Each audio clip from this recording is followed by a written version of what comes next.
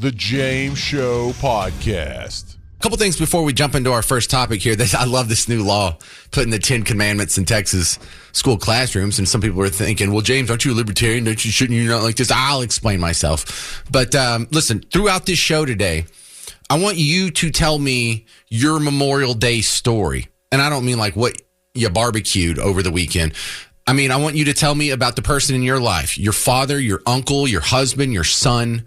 I want to know the names of some of these people that made the ultimate sacrifice for all of us. Because, we all say, well, it's easy for you to get what this day's really for. Well, one way to actually make it real, to bring it back to earth, is if we know the names, the age when they gave the sacrifice, and where they were on planet Earth. So you can send me an email, james@wbap.com. I'd mentioned this on Friday. I already got a couple of good ones. I'll sprinkle these in throughout the show. And then the whole last segment of the show is I'm going to read some of the feedback that you guys send between now and then. But if you have a Memorial Day service, if you want to honor your fallen soldier, send me an email, or a Facebook message works too. Facebook Instant Messenger is how most people do it. It could be on Twitter too. You could send me a direct message like that. However you send me the message, I want to know their name, their age, and where they gave the ultimate sacrifice for us. What year it was. I want to share some of those stories because, it's easy to not get too worked up about just the ethereal concept of the fallen soldier, but it kind of hits you in the heart when someone calls in and they're like, I want you to remember my brother. I want you to remember my husband. I want you to remember my dad. This was his name. This is where he's from. This is where he was when he fell on behalf of you. So share those stories with me, and I'll be sharing them with the thousands of people listening today. So they won't be forgotten today. Also, the next James Show listener hangout is tomorrow.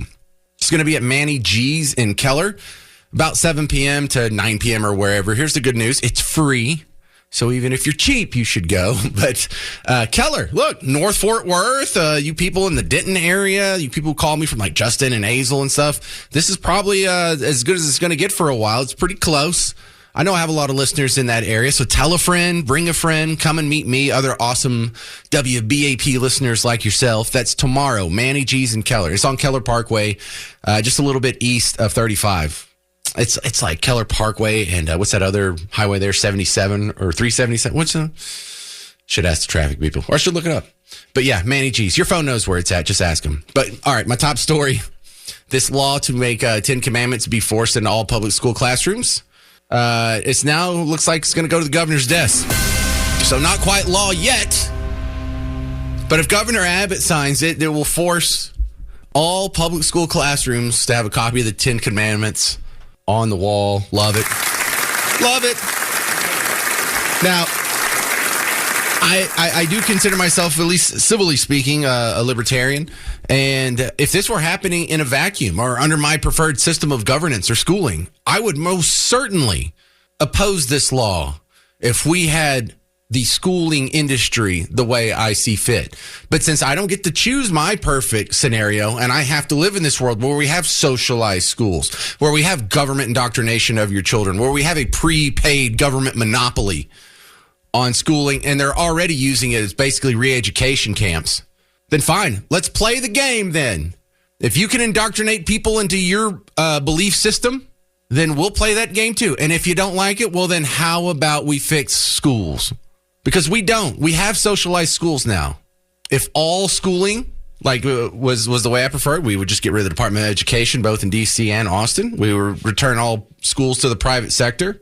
And under that scenario, of course, this bill would be an infringement on the rights of these private sector schools to instruct students as they see fit. But we don't have that. We already have socialized schools. And socialized schools is what I call public schools. I just want to be a little more honest about what it is, because I think more people would agree with me if we used the correct nomenclature. But they're already being used as political indoctrination camps. If they weren't already doing that, I would say this bill is government unfairly using its socialized monopoly to indoctrinate students and is therefore wrong. But we don't have private schools. We have socialized schools. And on top of that, they're already injecting heavy amounts of political indoctrination. So I support this bill. Because, they talk about this is, you got to keep religion out of schools. Oh, we got to keep religion out of schools. What is religion? Let's talk about that. It's just a belief system. It's a reverence for power, or maybe even a supernatural power. But it's also a particular variety of beliefs, especially when organized into a system of doctrine and practice. So when you look at the textbook definition of what is a religion, a lot of what's being taught in schools could be a religion, a belief system. Most wokeism meets the definition of religion. So yeah, we're already there, y'all. You're just not playing the game yet. Well, and I don't mean you specifically. I mean the people who are otherwise, agreeing with you politically, culturally speaking, religiously speaking, people that like the 10 Commandments, but they're like, oh no, separation, church and state. No, we're already past that because we already have critical race theory being taught in schools. That's also a belief system. We have BLM flags, rainbow flags, secret sex talks with elementary school kids behind their parents' backs. We have obscene materials in the elementary school libraries teaching stuff that you don't want your kids to know. The indoctrination game is already in full swing. You're just not playing it. Let's go. Let's play. And if they don't like this, then maybe we'll get the reforms we want. I mean, isn't this a great argument for school choice? But if you don't like the 10 Commandments being forced down the throats of kids, but at the same time you want to defend teaching kids about BJs in third grade, go ahead. Make that argument. Make it really loud. Make it in a public space. You think you're going to win converts over to your side, or you think you're going to push them over to my side? You really think you're on the right side of this argument? Because I'm tired of culturally right and some of my fellow Christians, not all of you, right-wingers and Christians. I'm just saying the ones who are always like on the defense about these issues. Because my friends don't talk like this. I see people on TV talk like this. I see politicians talk like this. And I see a lot of commenters on social media talk like this. Now, I see my Democrat friends definitely talk like this. But I don't understand why right-wingers and Christians are so timid when it comes to these cultural issues. Why not pass a law forcing the Bible in all these public school libraries? If they can have, these books that are teaching just god-awful, obscene things to kids about sex in second grade, you don't want to make a push for the Bible? Why not pass a law forcing schools to teach biblical principles? Why not start arresting librarians and school administrators for exposing young children to obscene materials? Go on the offense with this. Stop playing defense. If they can have their little after-school Satan club, then fight back. All right, fine. 10 Commandments. How about that? Ken Paxton, Texas Attorney General, coming back on the James Show to flesh this out a little bit more, because I think a lot of people like the law. We understand that some people might have a little separation of church and state whining to do about it, but we really want to know, will this survive a court challenge?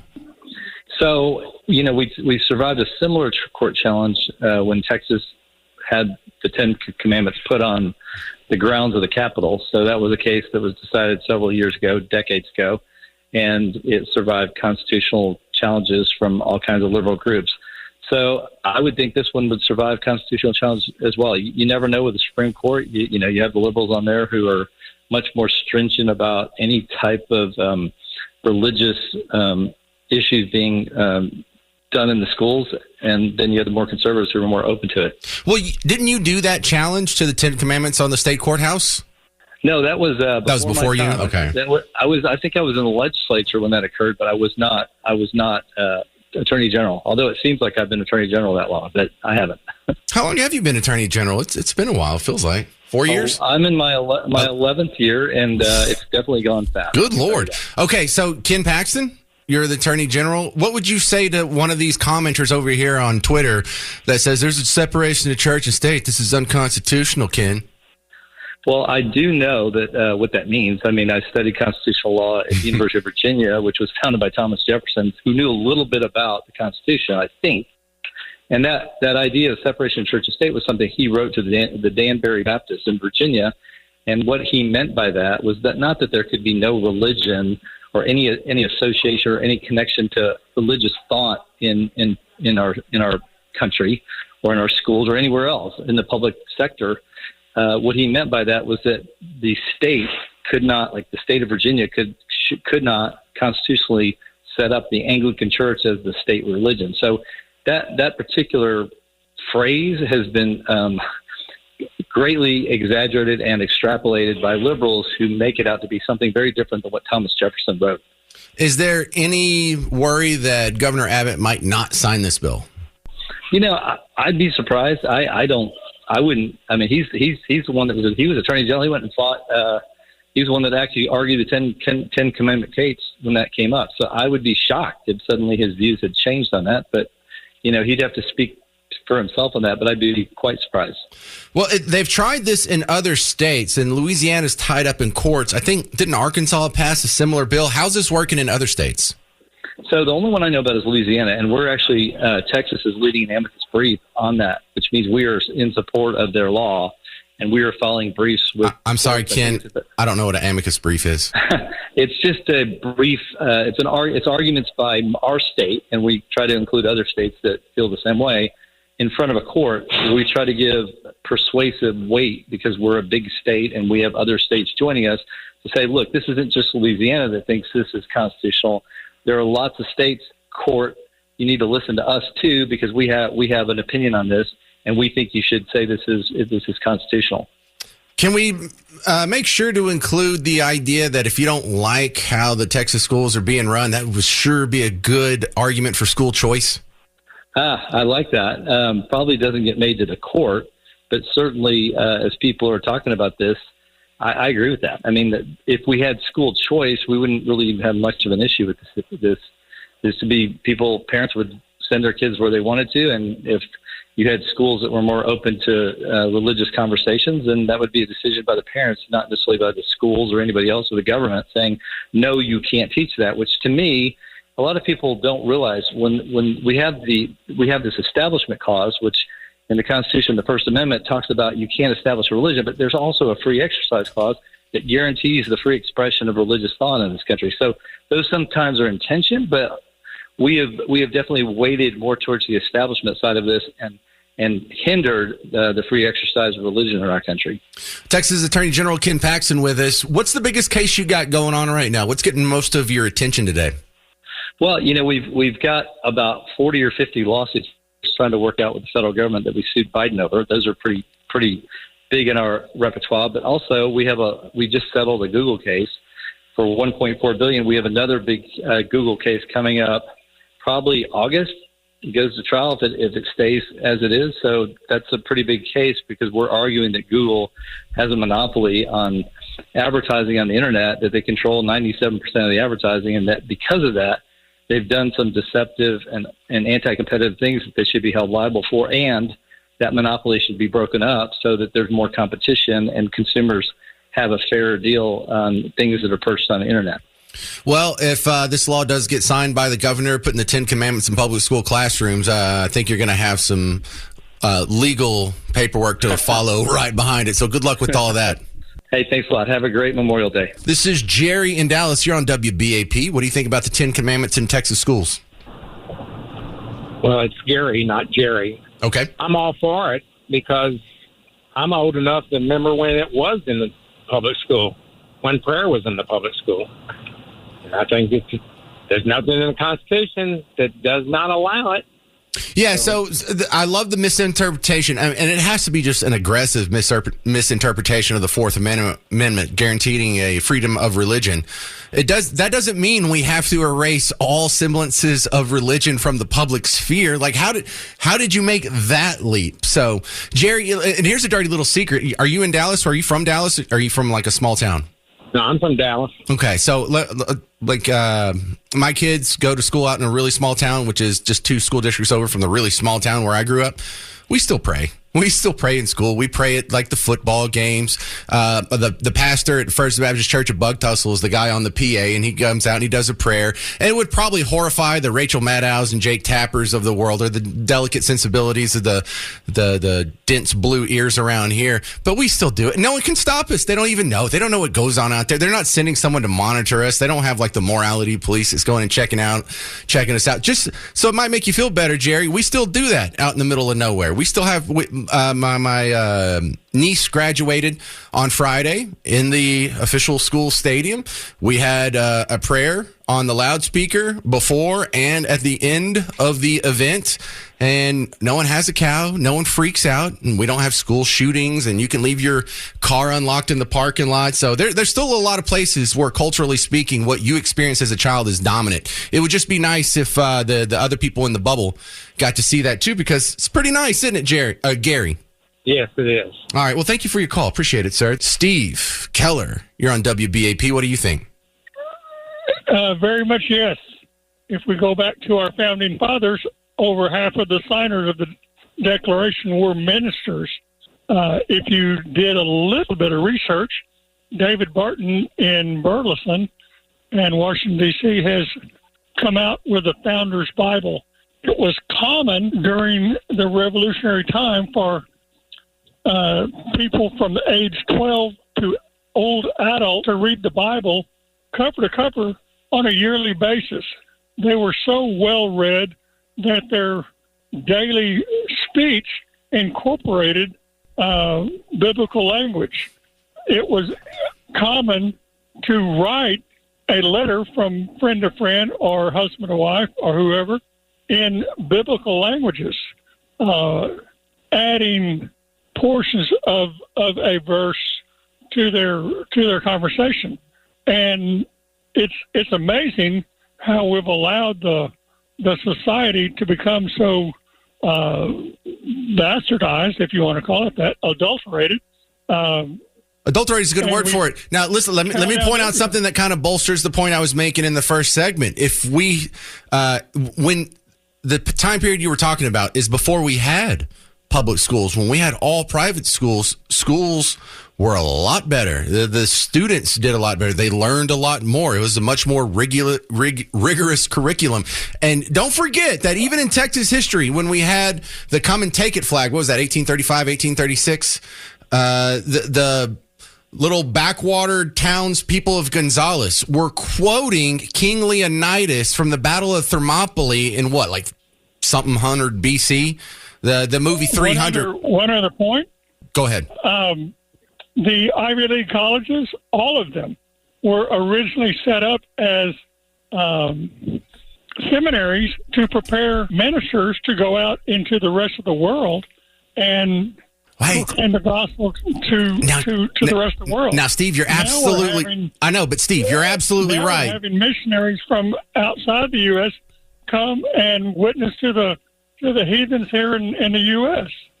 So check this out, Steve. Let's keep that under wraps, because if they find out Harvard was a preacher, they're going to want to change the name of that school. All right, let's try Joe in Fort Worth again. Is your phone fixed? Yes, sir. All right, you're on WBAP. What do you think? Yep. I want to see it come back. I was disappointed when it was first taken out of all public spaces. I don't think a lot of kids are even seeing anything of that nature. And if it's in the school where it's there, they can look at it. I think they'd have more questions. I think more things would come to mind where they, that there is some guidance that we're supposed to have. When I was a kid, we had the big family Bible on the coffee table. Almost every kid I knew had one in their house. It was something we could leaf through and have some kind of an idea of what's going on. Had pages where my mom had put in family lineage and that sort of thing, which has helped me with genealogy today. And so I am all for having that where kids can see that and have some understanding that there is right and wrong in this world. Right. Wouldn't it be nice if they were just exposed to it? Even if you're not a Christian, yes. Even if you're a godless, soulless atheist, it'd be nice for the kids to read. It's still good advice to honor the wishes of your father and mother, to not murder people, to not commit adultery, to not steal, to not lie, to not covet. This is good advice no matter what religion you are. Even if you're anti-religious, even if you hate baby Jesus, this is still a good way to arrange this is still good advice. Good advice is good advice no matter who says it. Even if Hitler himself said, hey, you should not steal, it's still good advice. Thank you very much, Joe in Fort Worth. Good stuff. The other piece of legislation that I'm kind of excited about is a small piece of the big, beautiful bill. Let's take out all the financial stuff and the taxes and the credits and the SNAP and the Medicaid. Let's just look at this one part that affects guns. And it would repeal the tax and registration on firearm suppressors, but in my neck of the woods, we call them gun silencers. So I think that's the same thing. Stephen Williford, Gun Owners of America, is my next guest. First, let me make sure I have the terminology correct. That's what they're talking about. Firearm suppressors or gun silencers, right? Yeah, absolutely. It's suppressors. Call them suppressors. They don't silence anything. They suppress.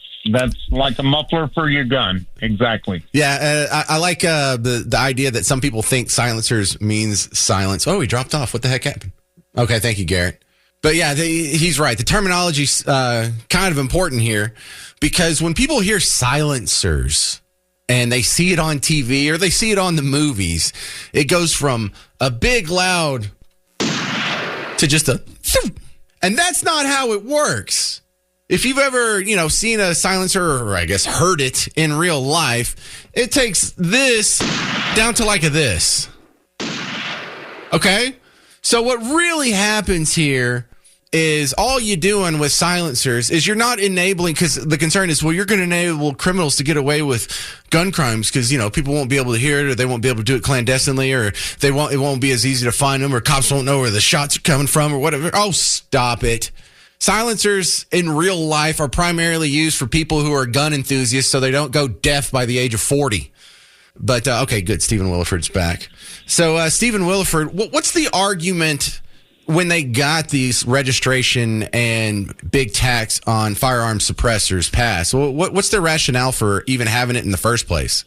Well, in the very first place, it was so unconstitutional. Most people don't understand it passed in 1934 as the NFA, National Firearms Act.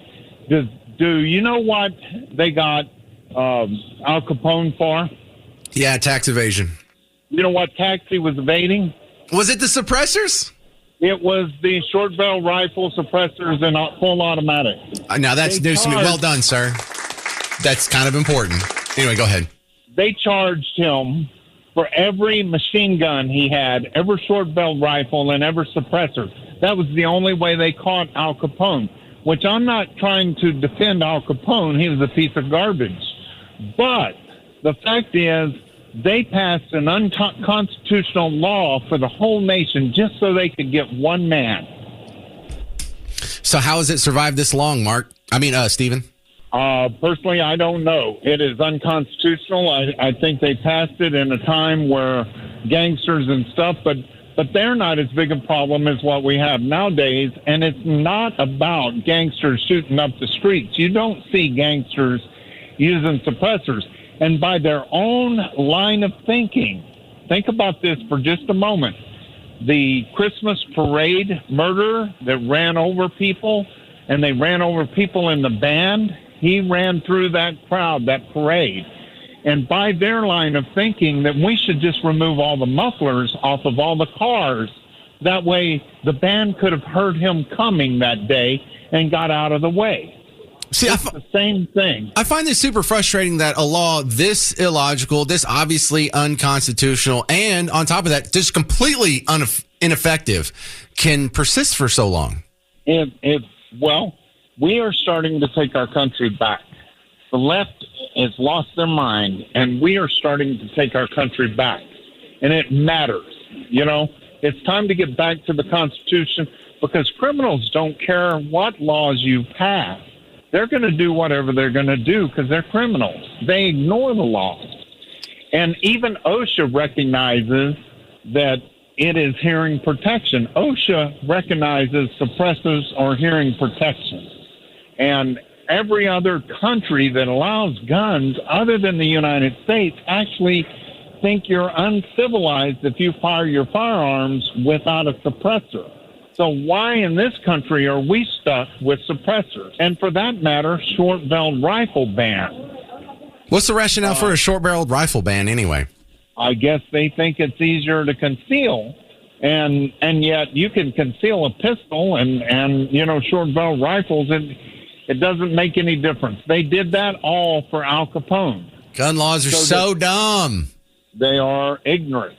They're ignorant. At some point, Stephen, I know I'm getting in fantasy land here, but are we ever going to admit that this whole experiment that we have with registration and background checks and serial numbers and stuff, none of this worked? This was all an infringement on our rights, had no effect on gun crime or safety or anything, but just infringed on your freedom for nothing. Are we ever going to get all that repealed? Well, we are working on it. The next thing we have to do, if we get the Short Act put into the big, beautiful bill, the Short Act will take the short-barrel rifles and shotguns off the NFA list. Then the suppressors will be off the NFA list, and all that will be left is machine guns. And then what we have to do is repeal the Hughes Act, which was given to us by Ronald Reagan. And the Hughes Act basically said no more transferable machine guns. So we need to get rid of the Hughes Act. And then after we get rid of the Hughes Act and we get a few more machine guns out there on the market, then we get to what the Supreme Court has recognized in use for legal purposes. So that's if we get in common use for legal purposes, and that's recognized as 200,000 of them. We already have 150,000 transferable machine guns out there. Stephen, if we can get another 50,000 out there, then it's in common use for lawful purposes, and we can do away with that ban also. Stephen, I love everything I'm hearing. I'm just out of time. This is Stephen Williford from Gun Owners of America.